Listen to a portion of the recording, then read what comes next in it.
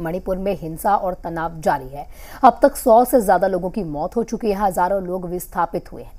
कई घरों को आग के हवाले कर दिया। जिंदगी बचाने के लिए लोग राहत शिविर में शरण लिए हुए हैं और ऐसे ही एक राहत शिविर पर जी न्यूज पहुंचा और उन लोगों का हाल जाना।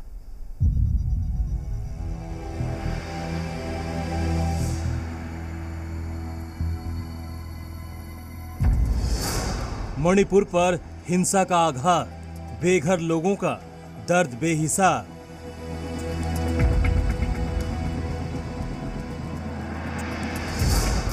खतरे में जिंदगी, छूटे आशियाने, गम आंसुओं का सैलाब।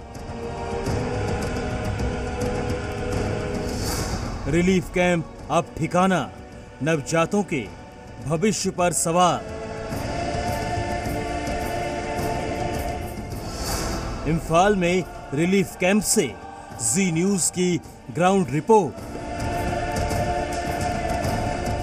मणिपुर में हिंसा की आग अब तक कई जिंदगियों को ले चुकी है, तो वहीं कई लोग जान बचाने के लिए अपना आशियाना छोड़ने को मजबूर हुए हैं। इन लोगों ने शरण ली है रिलीफ कैंपों में, जहां ये अपने परिवार के साथ सुरक्षित महसूस कर रहे हैं। हालांकि घर छोड़ने का दर्द इनकी आंखों से छलक उठता है। ये उस पल को याद कर सिहर उठते हैं जब हिंसा की चिंगारी ने इनके आशियाने को खाक कर दिया। राजधानी इम्फाल में जिस रिलीफ कैंप में ये लोग रह रहे हैं, वहां जी न्यूज पहुंचा और इन लोगों का हाल जाना। मैतेई समाज के लोगों ने इस रिलीफ कैंप में पनाह ली हुई है। इस रिलीफ कैंप में अब तक 16 बच्चों का जन्म हो चुका है। कईयों को तो इस दुनिया में आए हुए सिर्फ 1 हफ्ता हुआ है। मणिपुर में हो रही हिंसा की शायद ही इन बच्चों को कोई भनक हो, क्योंकि अभी अभी तो इनका जीवन शुरू हुआ है, अभी अभी तो इन्हें एक नई ज़िंदगी मिली है।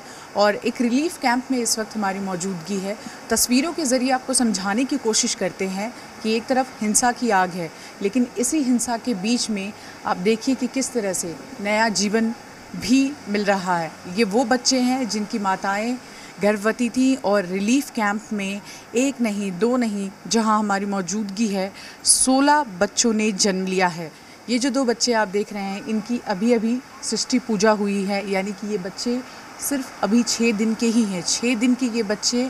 और साथ ही साथ आपको तस्वीरें कैमरा पैन करके भी कैमरा पर्सन राजेश दिखाएंगे कि यहाँ वो तमाम माएँ हैं जो हिंसा के वक्त अपना घर बार छोड़कर, अपना इलाका छोड़कर, कहते हैं जब कोई महिला गर्भावस्था में होती है तो उसे सबसे ज़्यादा एक कहें तो ख्याल रखने की ज़रूरत होती है, एक अच्छे वातावरण की ज़रूरत होती है। और ऐसे वक्त में ये महिलाएं अपना घर बार सब कुछ छोड़कर रिलीफ कैंप में यहाँ पर अपने बच्चों को जन्म दे रही हैं।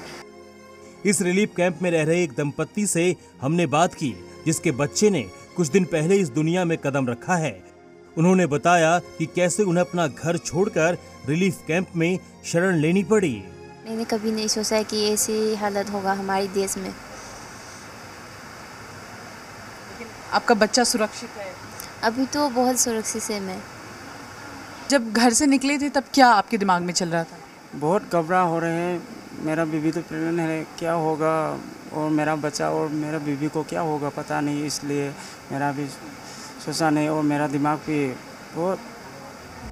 मैतेई समाज के ये लोग इस रिलीफ कैंप में खुद को सुरक्षित तो महसूस कर रहे हैं, लेकिन वो चाहते हैं कि मणिपुर में जल्दी से हालात सामान्य हो जाए और वो वापस अपने घर लौट सकें। वहीं केंद्र और राज्य सरकार भी मणिपुर में शांति बहाली के लिए पुरजोर कोशिश कर रही है।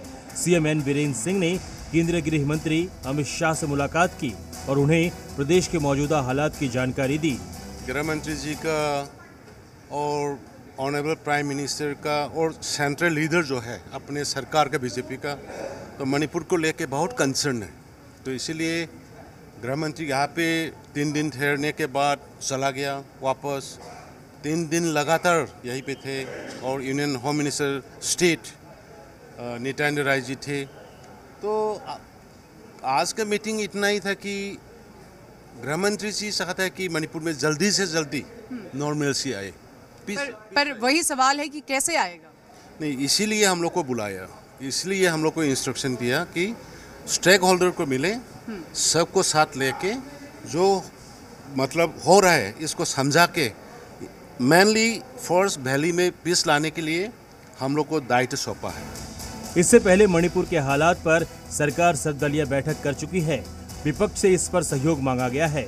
वहीं गृह मंत्री अमित शाह लगातार मणिपुर के हालात पर नजर बनाए हुए हैं। उम्मीद है जल्द ही मणिपुर में जिंदगी पटरी पर लौटेगी और दहशत के साए में जी रहे लोग फिर से अपनी जिंदगी सुकून से जिएंगे। इम्फाल से शिवांगी ठाकुर के साथ ब्यूरो रिपोर्ट। पीएम मोदी